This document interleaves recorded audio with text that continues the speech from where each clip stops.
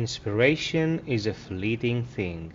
Most passive media have it hard enough. It's difficult to write a book, it's difficult to make a movie. But when it comes to gaming, the developer's challenge is twofold. You have to have the inspiration in the first place to begin developing, and then you have to integrate mechanics that will make your game make sense. This is Bleak Faith Forsaken. If you've been following this for the past year and a half, welcome back. If you're a new person intent on playing this on console or on PC in 2024, I am very happy to introduce you to its world. This is a unique take on the action RPG genre, one that launched and was praised for its world, receiving on the other hand criticism for the bugs it launched with and for various issues when it came to its mechanics. You'll be happy to know for the console release and the Steam availability of 2024, the game has been improved immensely. Most of the problems that marred it have been totally ironed out, new stuff has been added in with each iteration and each patch, and now it is a clean, polished gem for you to enjoy.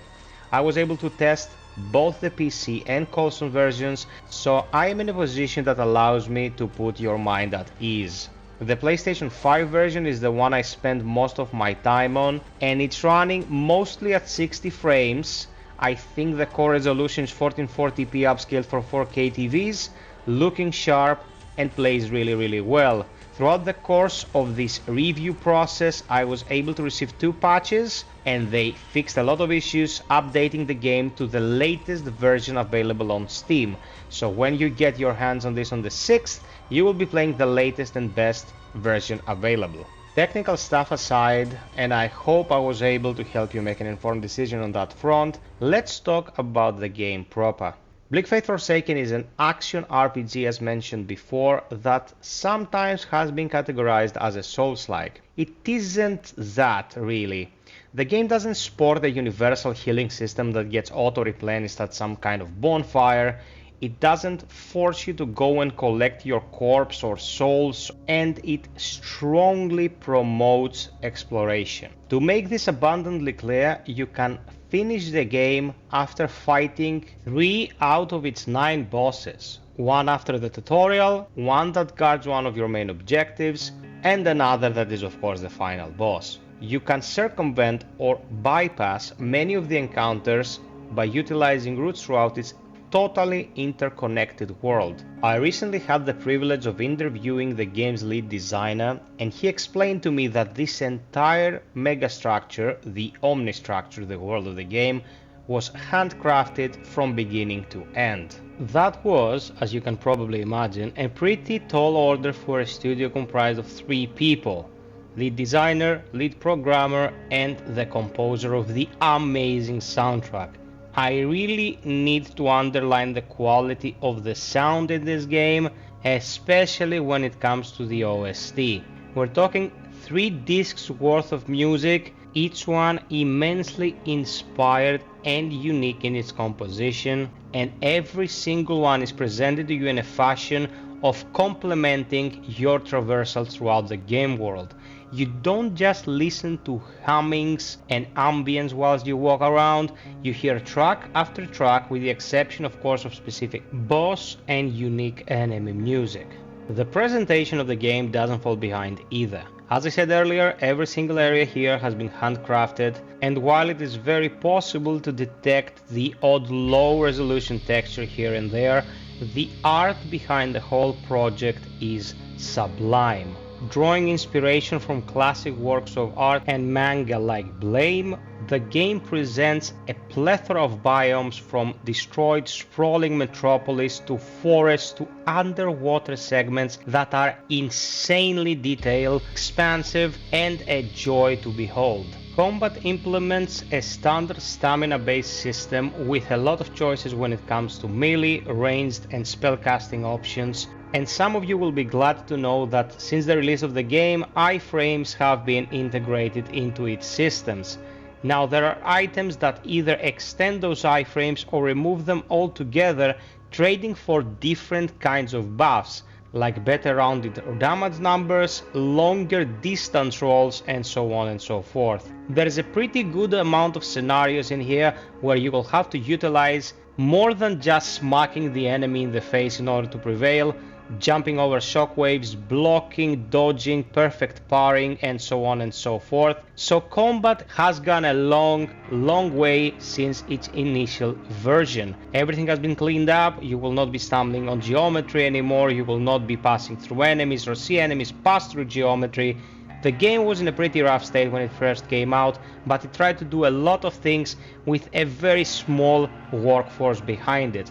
Now everything is working as intended, and you will find a great arsenal of tools to use in order to succeed.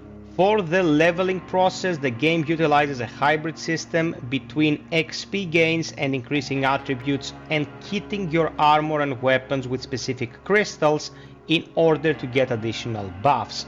Initially, the game utilized the gear focused system 100%. There was no XP to be gained, but the developers stated that it might have felt like you were not making any substantial progress unless you hit the next checkpoint, so they integrated the XP so you'd feel that even if you kill a couple of enemies and then you have to log off, you have actually done something of importance in the game. It is a good compromise if you ask me, going for a more traditional route. The game was extremely niche in the way it did things, but I don't think that the specifics of its mechanics were its strongest suit. I think it was the world, and the world benefits from incentivizing the player to go and explore without worrying too much about losing any progress.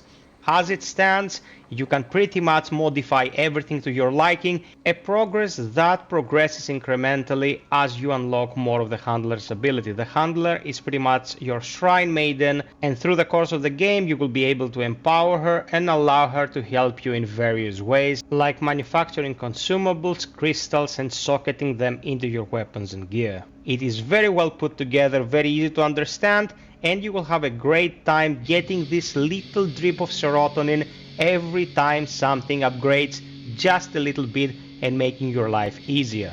Talking about the technicalities of this game doesn't do it justice though. For me, Bleak Faith Forsaken has been a transcendent experience, extremely atmospheric and moody, supported by an amazing soundtrack and given to us by a small studio that promised to improve it and delivering 110%.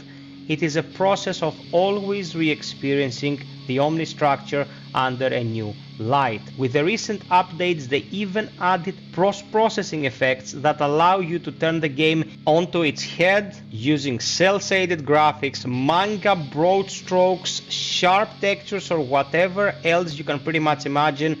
There is a ton of them, and they dramatically alter the presentation. Like we discussed with the devs during our interview, the patching and improving process has been reinventing Bleak Faith anew every few months. True to their world and their creation as well, these people have created a world of variables, even when it comes to the source code on which the game is running. I highly recommend you give this a chance on PC or console if you enjoy exploration, thick atmosphere, and a refreshing take on the sci-fi genre that is sorely needed, especially in action RPGs. Hope you found this informative. Subscribe, like, and hit the notification bell. Follow our streams for more Bleak Faith Forsaken, and until next time, be well, stay frosty, and always strive for perfection.